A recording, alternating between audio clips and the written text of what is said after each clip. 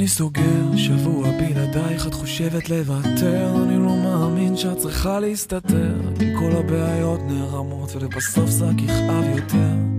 זה לעבור את המדרגה, להתבגר, להיפגע, זה לשים את האידיוט והשטויות בצד, רק לשבת ולהירגע.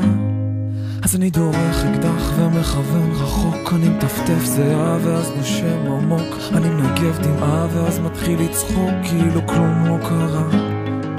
ואני שיקור ממך אז אני הולך לאט, וגם חשוך אצלך אז תעזרי לי קצת.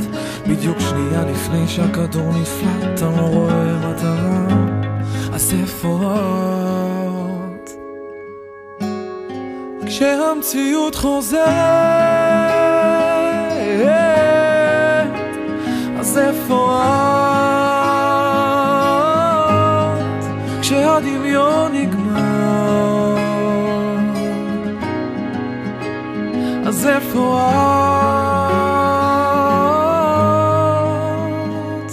אז אני מוכן, אולי נתחיל לשים את הקלפים על השולחן, שברת את הקירות שעליהם אני נשאר, אז אם אפול הכאב יהיה הרבה יותר גדול. אז אני קובר את כל הכאבים, את הדמעות על הפסנתר, את כל המכתבים, אני לא רוצה את זה יותר.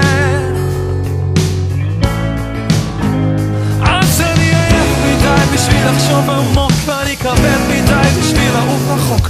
אני רוצה כל כך אבל לא יכול לצעוק, כי שקט פה מדי, ואני הולך יחף ברחובות ריקים, ואני נזכר פתאום בזיכרונות מתים, וכשעולה יום הלילות קשים הוא עובר מעליי. אז איפה את?